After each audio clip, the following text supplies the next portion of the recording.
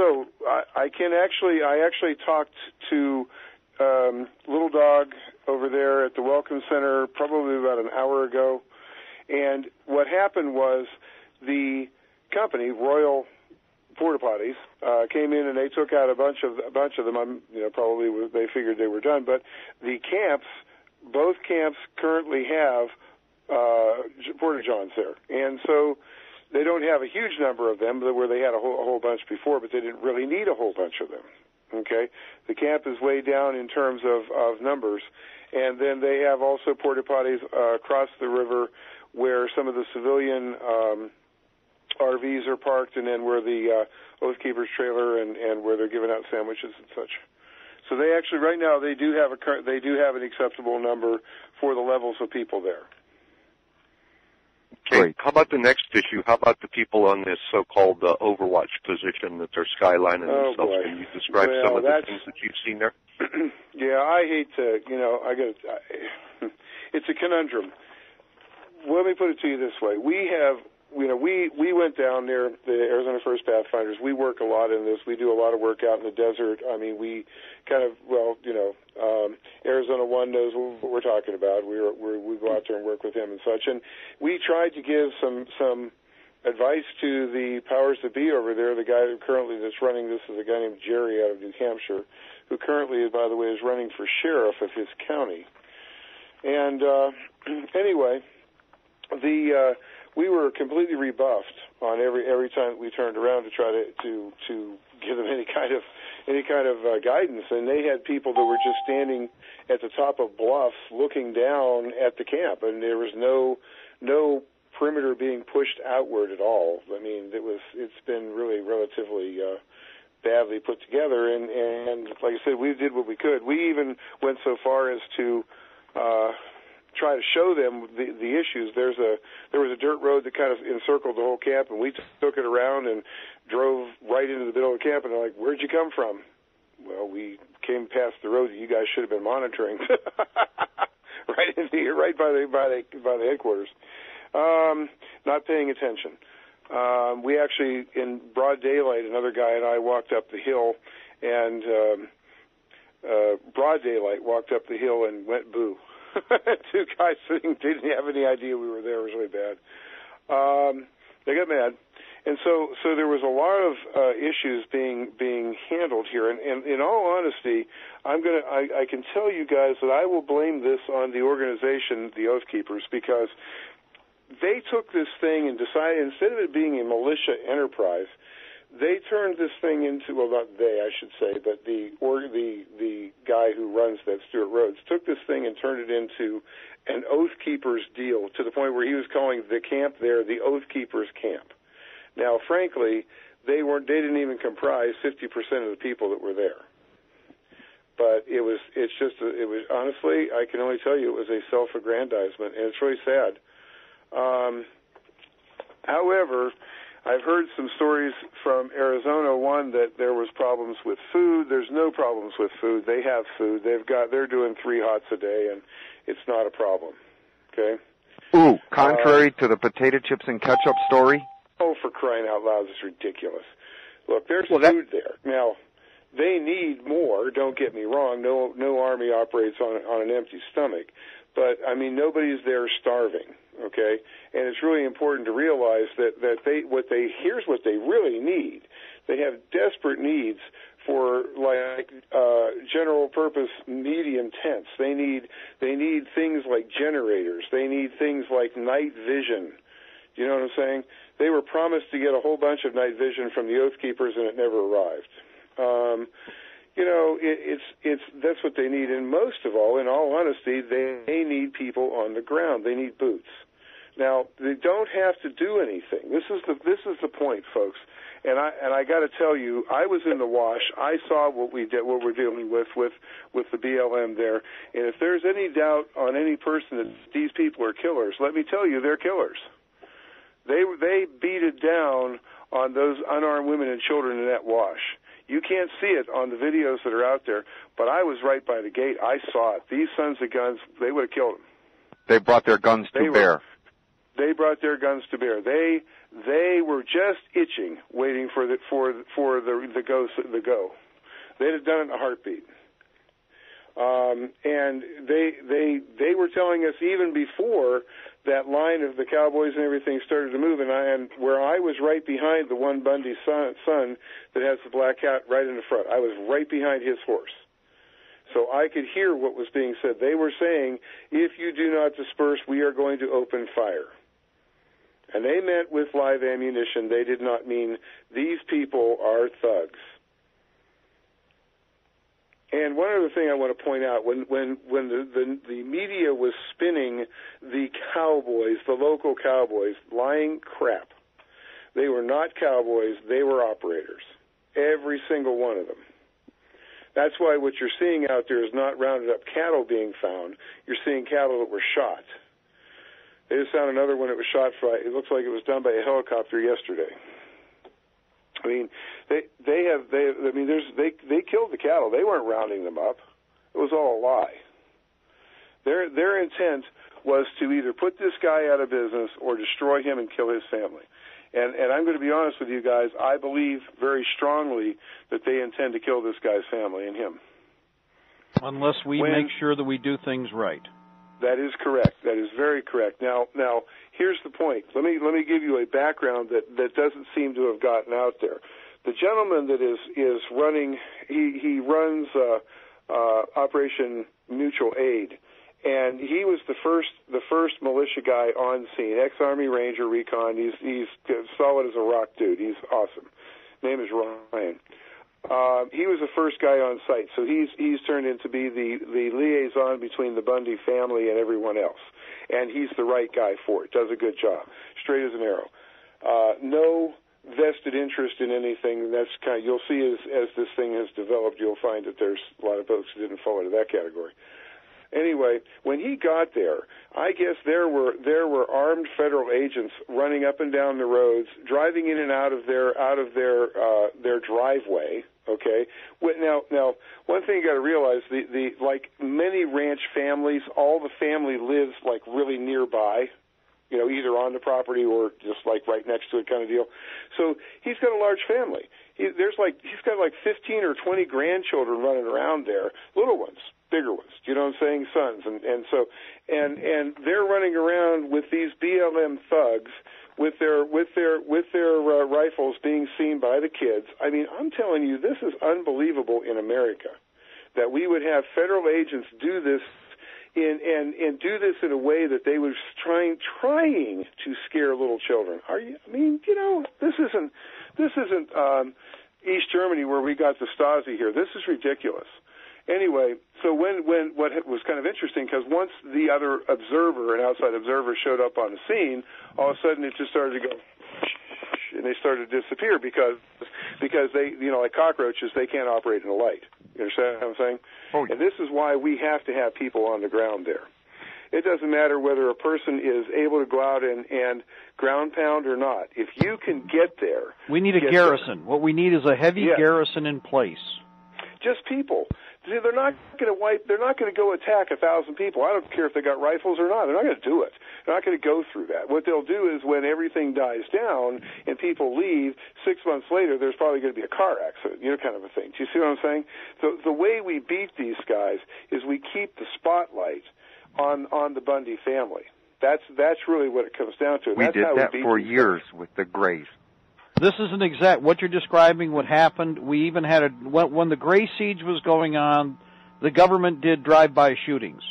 We got that. That was actually covered on film. We got that right straight. I mean, literally, if the cameraman hadn't ducked, the cameraman would have been dead. And they did. It was proven that everybody on board the truck that was doing the drive-by, that they were all feds and law enforcement. Mm-hmm. Beyond a shadow of doubt. Let's put it this way: they were so flagrant that. Now, this is the age of the VHS camera, but they had a good piece of equipment.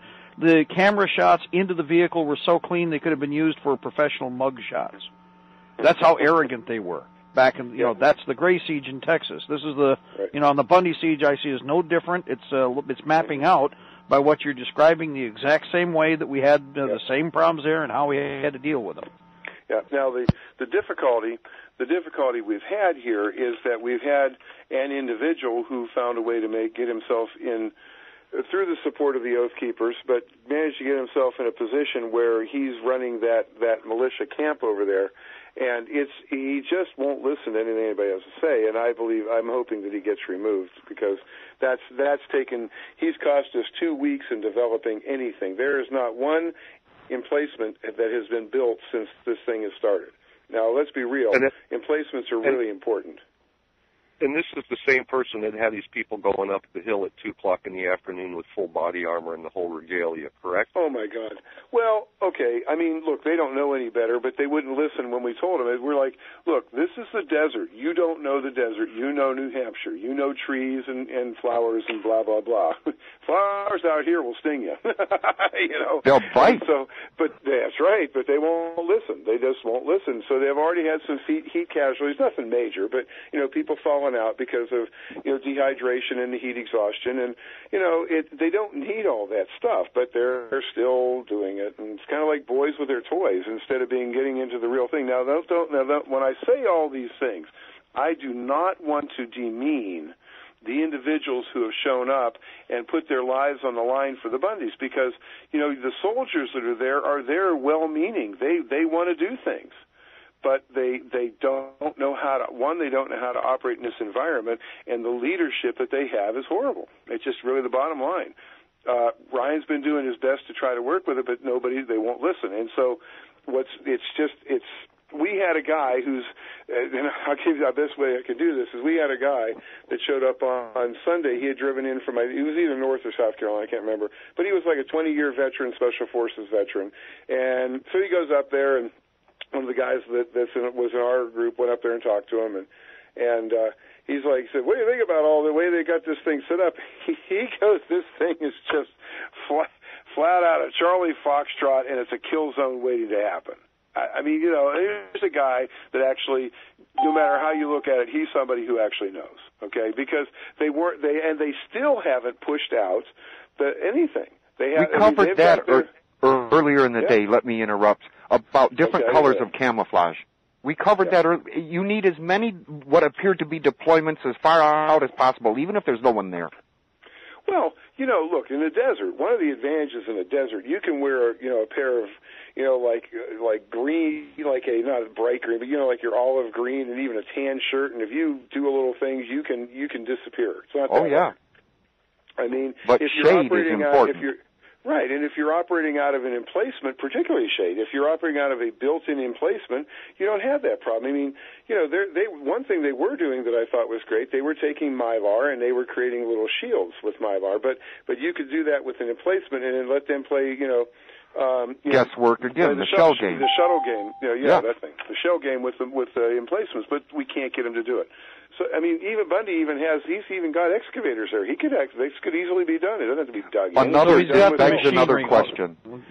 They have deep wells there. Yes. Okay, so pitcher pumps aren't going to work, are they? They need electricity to sustain water, don't they? No. Where they're at, they don't have wells dug there, but the property has wells, the house, and it's right by a river. It's right by the Virgin River. I mean, okay, but suppose they can't get to the river. Well, they can get to the river. It's like, the river's right there. Seriously. It's like right there. You can walk out and now, if somebody's shooting at you, can you get to the river? Probably not in that case. But okay, suppose they can't get to the river. In perspective, how close is the river? Give me a distance from the main ranch to the river. How close are we? 30 yards. Oh, it's like the Gray Siege, the same thing. This is the exact same MO. And where now it's a little further from that. Maybe it's 100 to 150 yards from where they're at to the encampments. Okay. Right. But I mean, they could, if they put a pump in there, they could probably pull some water out of there if they need to. But right now they do have a ton of water in there. But I mean, I get the point. But no, everything should be full. This is one of the things I've emphasized. Yeah. Number one, you're looking at a combat siege situation. Anything that can hold water should be full of water right now. Yes, absolutely. I agree. They, and what I'll tell you, one of the things now. Remember, now we're not in a war at this point, and we're not going to be in a war at this point as long as people are there.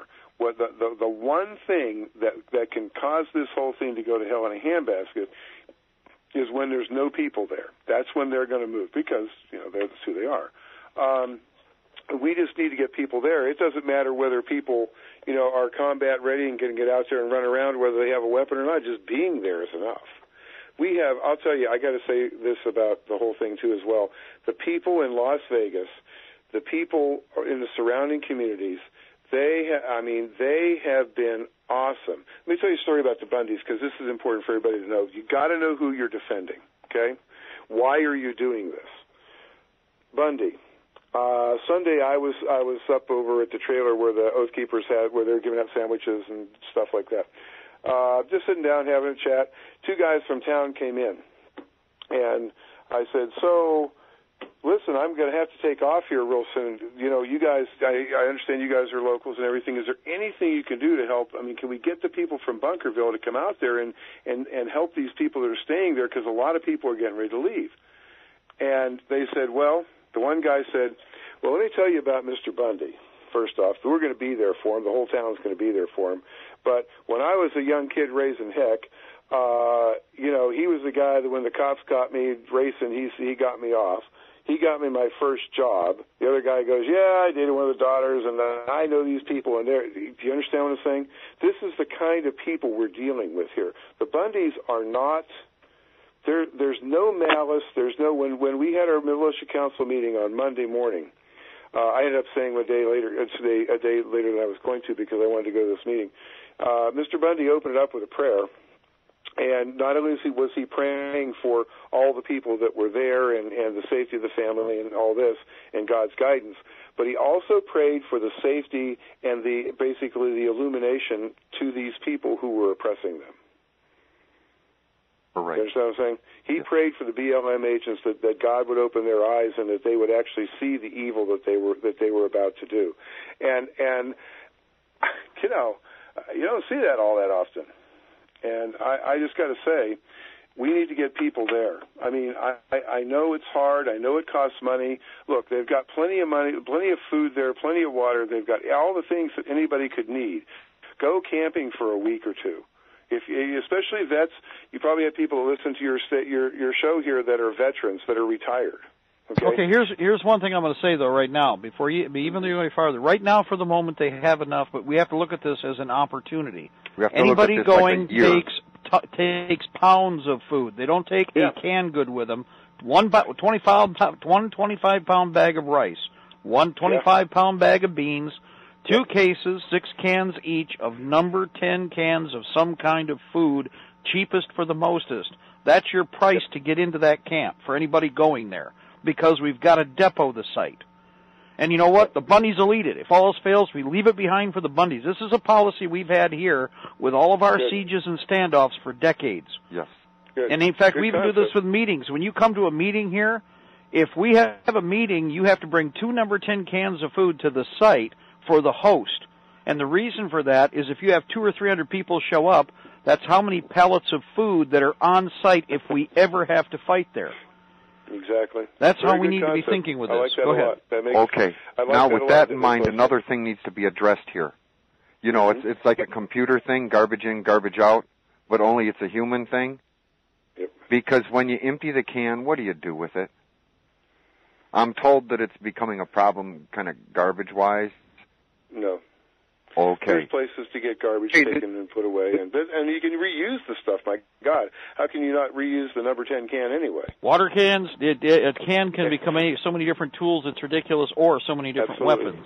Put dirt in it, and it becomes a way to build something with. That's right. Fortifications.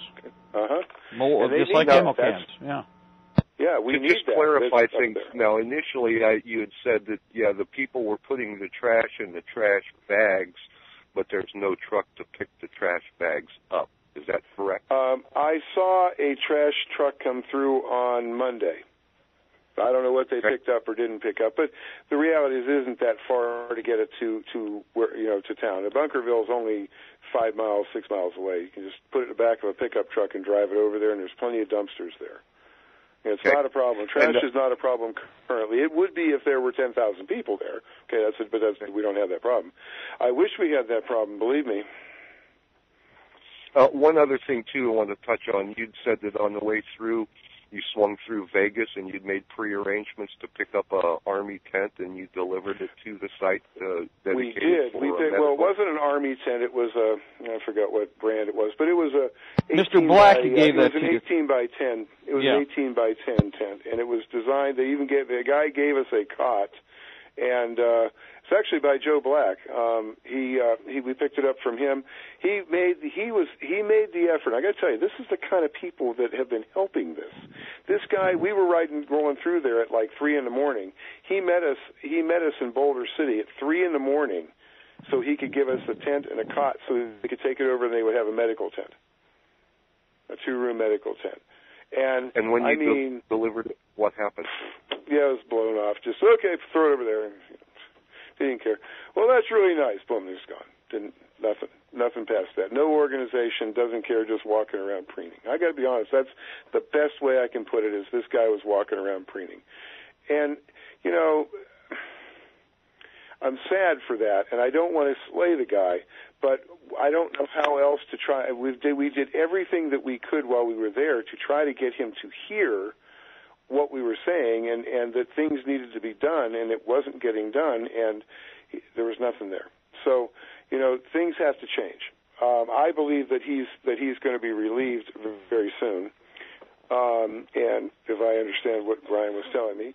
So if that's the case, then he's going to then hopefully they'll bring in somebody that actually knows what the heck they're doing and is willing to, you know, listen to people. I mean, everybody has a role. I don't care what you've done in your life. There's something that you know that you can bring to the table in this. You know what I'm saying?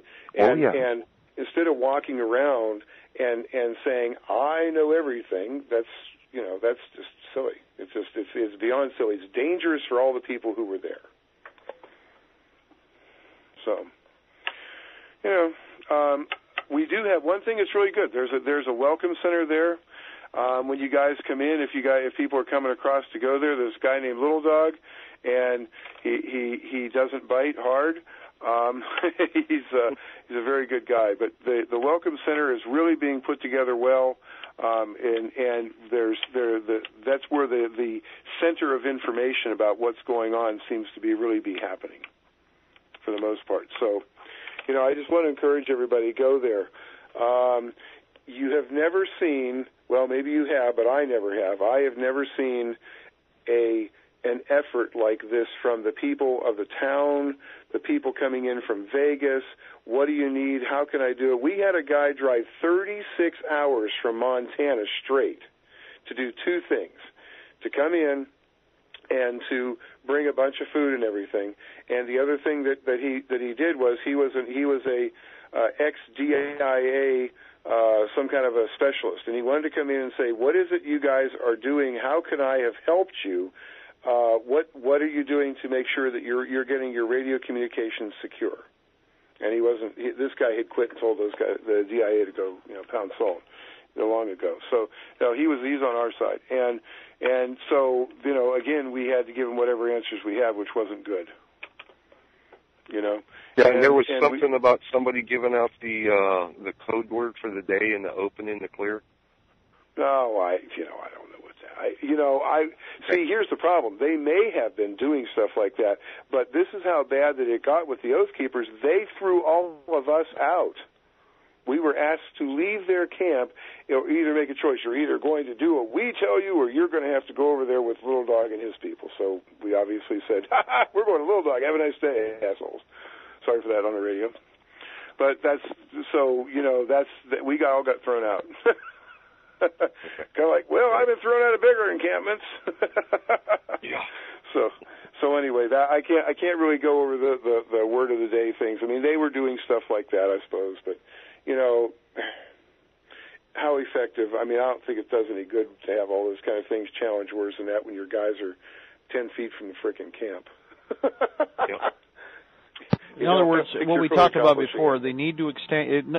We've been discussing this on the air. Anytime that you deploy in a situation like this, you establish the core, then you expand the perimeter and progressively expand to take over command points and interlock the defense. And that's one of the things, is you have layers of defense. You don't even have to be all that strong to the outer point. That's what they're called, picket locations, and then you've got LPOPs, yes, listening posts, observation posts, and those are priceless. We are well aware of that, and we couldn't get into it. So what we need is if we can get, I believe that if we get boots on the ground, we get people to show up out there now, I think that what will happen is we can bypass the yahoo that's not listening to anything we have to say and lets people that know what they're doing actually help them to get this thing done. See, it was never designed, this whole project was never designed to be an apex where there was one guy at the very pinnacle and he's telling everybody what to do. It was always designed, and Ryan from the very beginning tried to do this, was to make it be a militia council so that where everybody from all the different militias that were there would have a vote. Intercooperate, yes. Who wants to handle that today? We did that at Little Dog's side, and we had a great time, man. We had everything worked. I mean, we covered everything we could cover with our manpower, and we never had a problem with shifts, and we didn't have people sleeping on, oh, God, that's one thing I forgot to say. Yeah, they got guard people that are sleeping on duty. Dad, can I come up here a second? Go ahead. Sure. It sounds like what needed to be happen is the Oath Keepers camp needs to be kept in its own little private circle, and then everybody else needs to be encamped around or behind their position, so they're the first to go. You know, either you can choose to protect them or you use them as cannon fodder out front. I'm sorry to say that, but that sounds what they're good for. We've done that before, actually. The way to do it is, I can't understand, and again, Ryan's the one who's going to have to apply himself. I'm going to be quite honest. Somebody's got to step forward and go, okay, here's how this works. There's not going to be somebody, the poobah over the encampment. The way that we've done this in the past, we've had to expand large forces, is give everybody a quadrant.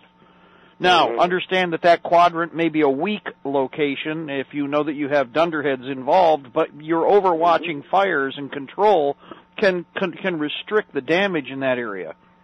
In other words, you can still expand, continue to develop. Where one person is trying to, poobah over the whole operation, if you have to give him a special task, give him a point out there, that mountain range, and tell him that he needs to secure it.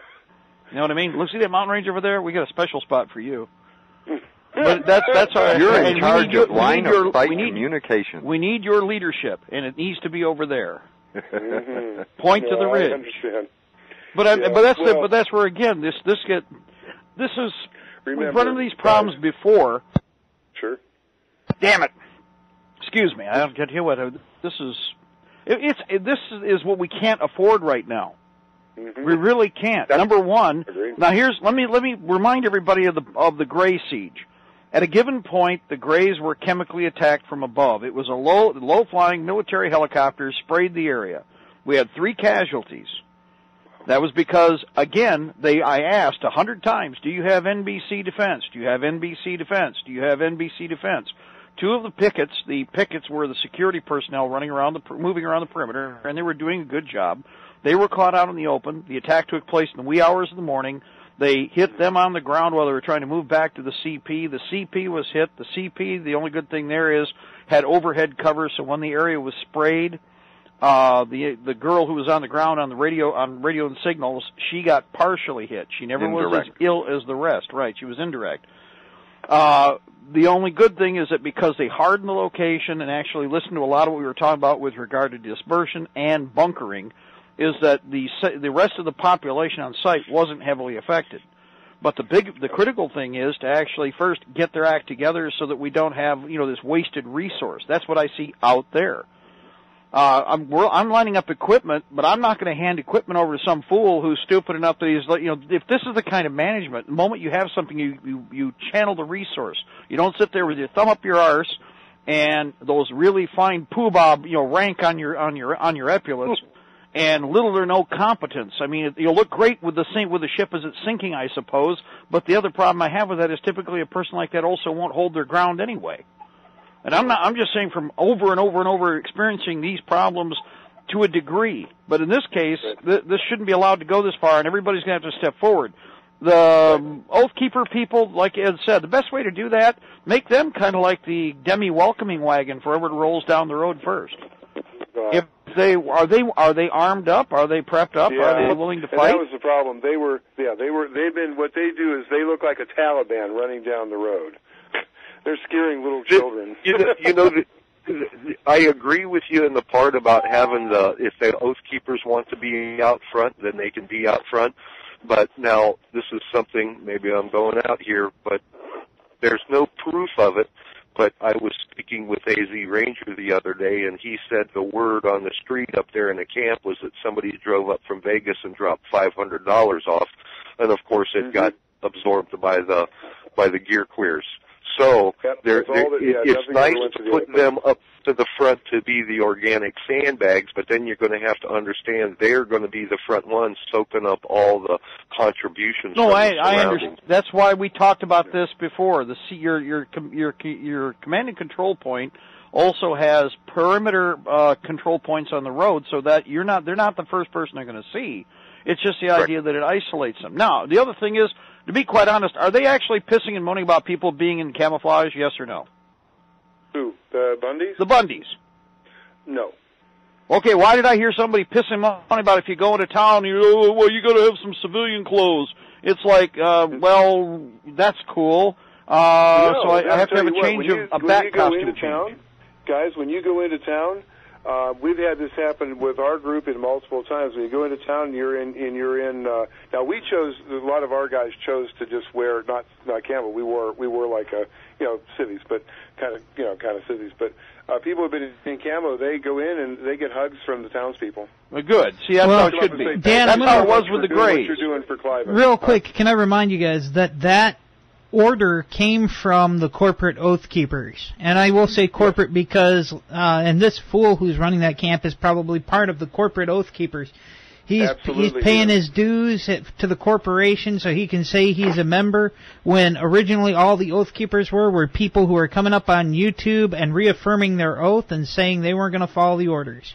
All right, as soon as it became a 501c3 non-profit organization, that is when the Oath Keepers became, this other entity. And you've got two of them that are sitting there. I guarantee you we've got actual Oath Keepers that are on the ground who would step up and do something. Absolutely. But you've got this jackass. Well, hold on. No, the reason I wanted to clarify that is because you see, there's resources that are. I've been working all day trying to move material there. I can get and probably work on 10-inch, but 10-inch is not as good as hard mobile structures. But 10-inch is something we're working on. Right. The thing is that, camouflage nets, tenning, uniforms, like cold weather gear. Come on, Mark. Desert weather gear, combat gear, body armor. This is all stuff that we can route that way. Nice. Well, we can send a do we have a catcher there?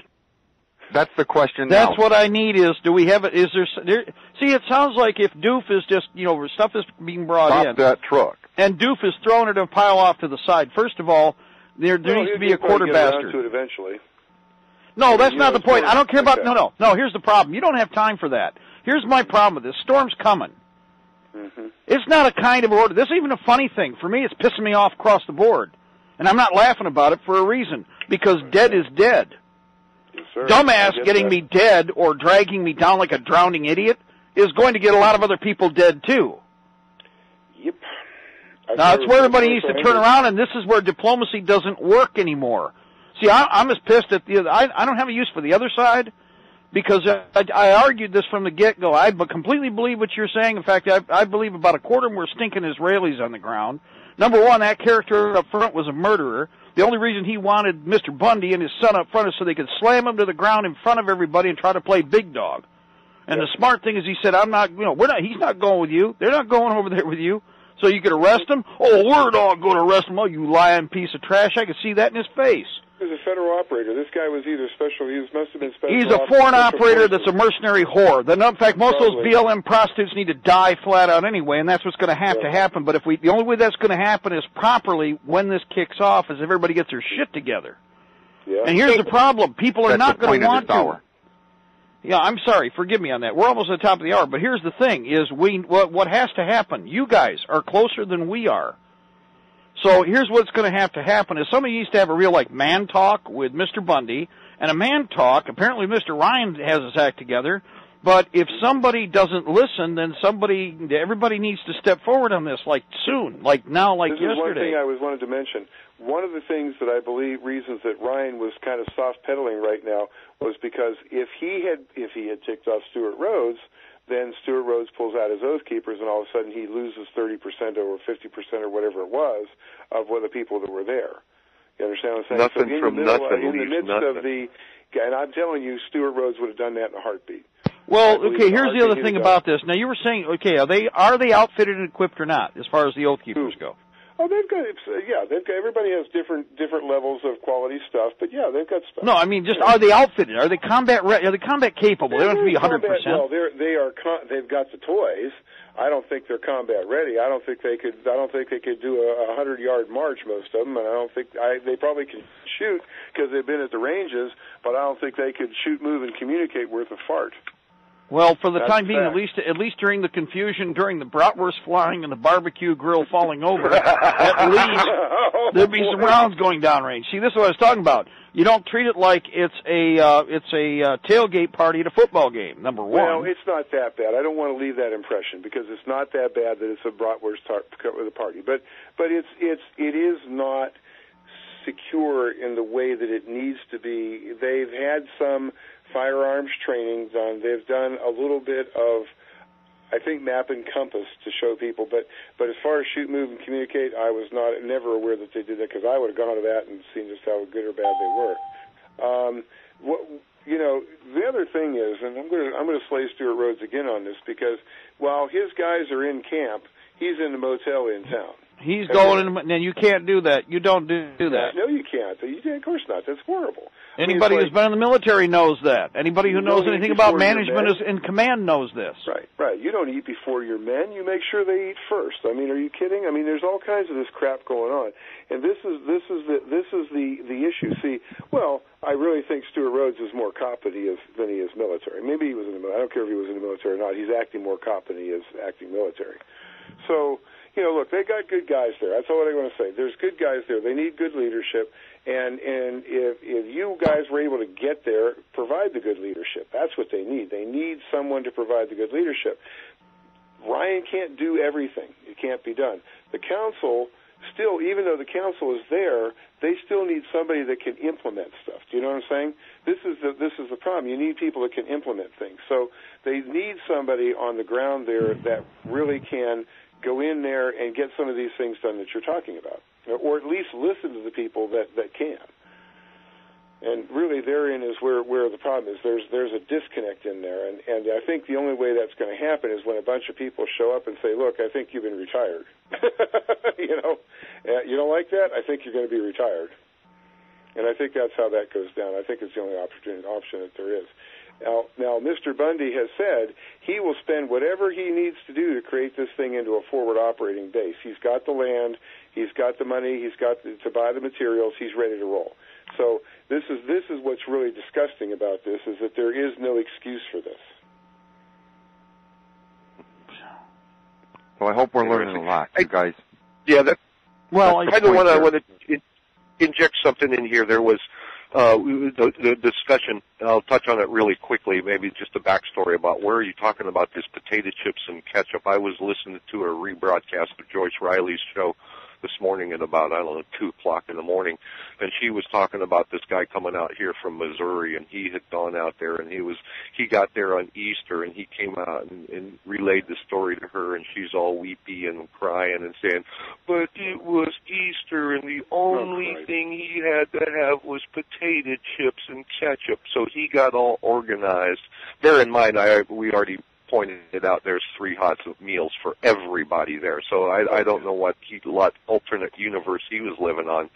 But the sad part is now Joyce Riley's saying it's too hard for her to handle the logistics. So what they wanted everybody to do is send all their support to Stuart Rhodes. No. No. Well, that's exactly what the point is. Send it directly to the Bundys. Yeah, well, that's what I'm saying. We've got okay. Here's the things, guys. You're closer than we are because here's the problem. We've already got some things in motion. Number one, and I'm talking to you, but you guys are going to have to help us out here because you're still within drive time. I know it's not great drive time, but at least you guys are, and there's contacts that you already have made.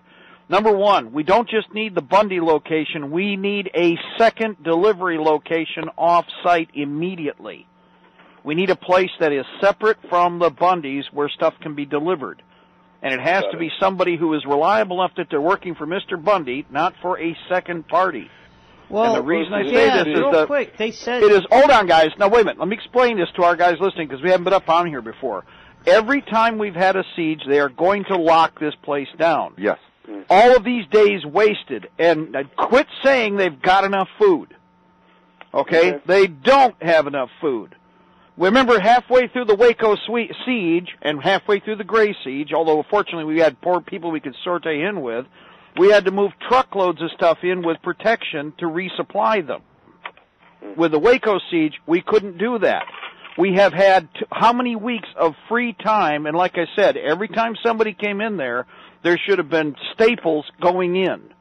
Every day that you travel in there should be staples going in. No vehicle should go empty.